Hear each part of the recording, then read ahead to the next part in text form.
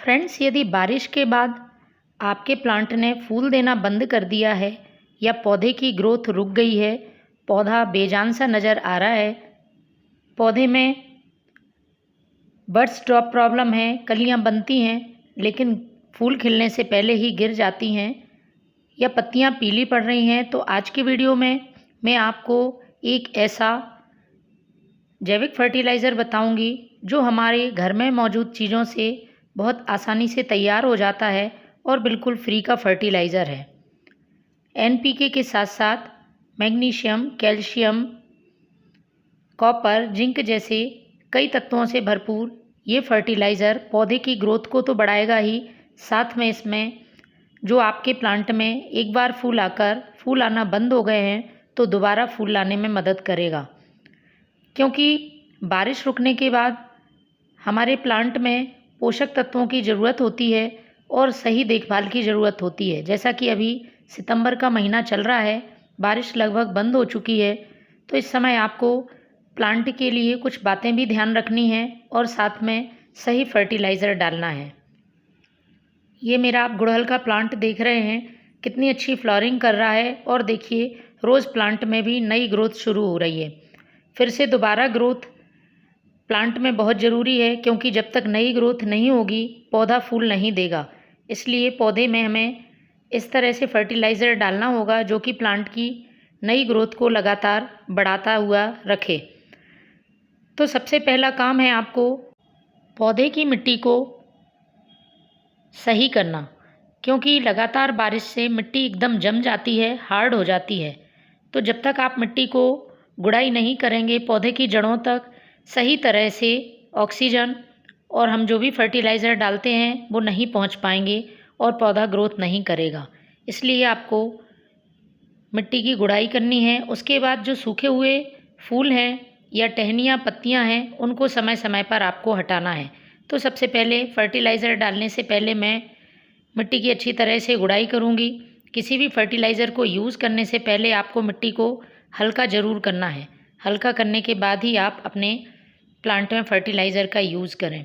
ये फर्टिलाइज़र आप अपने सभी प्लांट्स में डाल सकते हैं, चाहे वो फूलों वाले पौधे हों, फलों वाले पौधे हों या फिर सब्जियों वाले पौधे हों। एक बार सभी पौधों पर आपको नीम ऑयल का स्प्रे ज़रूर करना है। इससे प्लांट में जो भी इंसेक्ट हैं, फंगस हैं या फिर चींटियाँ हैं वो खत्म होंगी। सर्दियों के लिए जो प्लांट आप तैयार कर रहे हैं उनकी आपको अच्छी तरह से पिंचिंग करनी है। ये गुलदाउदी का प्लांट है, देखिए कितना अच्छी ग्रोथ कर रहा है। जितनी अच्छे प्लांट घना होगा, पौधे में फूल भी उतनी ही अच्छी मात्रा में आएंगे। इसलिए अभी समय है आप इसका थोड़ा थोड़ा सा पिंचिंग करते रहें। चलिए अब हम बताते हैं कि किस तरह से आपको फर्टिलाइज़र अपने प्लांट पर यूज़ करना है और वो कौन से फर्टिलाइज़र हैं। तो मैंने मिट्टी को हल्का कर लिया है। तो मैंने ये प्याज के छिलके यूज़ किए हैं फर्टिलाइज़र बनाने में। एक दिन पहले आपको प्याज के छिलके पानी में गलाकर रख देने हैं। मैंने बहुत सारे प्लांट्स के लिए इसको तैयार किया है। आप इसको कम ज़्यादा अपने पौधों की संख्या के हिसाब से बना सकते हैं। आपको यदि माप के तौर पे बता दूं तो मैं 1 लीटर पानी में आपको 2 मुट्ठी प्याज के छिलके रात भर भिगो कर रख देने हैं, फिर उनका यूज़ करना है। दूसरी जो मैं चीज़ ले रही हूँ वो है ये चावल धोने के बाद निकला हुआ पानी।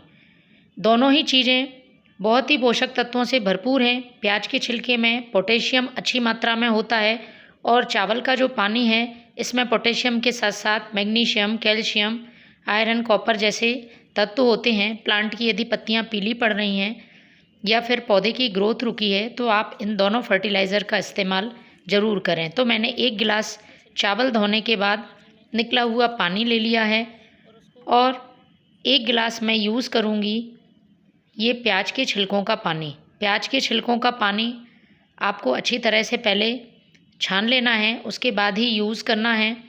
दोनों ही चीज़ें फ्री की हैं और आप इन्हें फेंक देते हैं, इसलिए इनको फेंके ना। बहुत ही पोषक तत्वों से भरपूर ये फर्टिलाइज़र बनता है।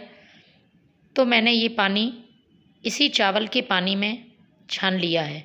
यदि आपको घोल गाढ़ा लगता है तो आप इसमें सादा पानी भी इतनी ही मात्रा में मिला लें। मैंने इतनी ही क्वांटिटी में पानी का इस्तेमाल किया है, इसलिए मैंने इसे डाइल्यूट नहीं किया है और इसे आपको अपने प्लांट की जड़ों में डालना है। महीने में एक बार इसका इस्तेमाल करें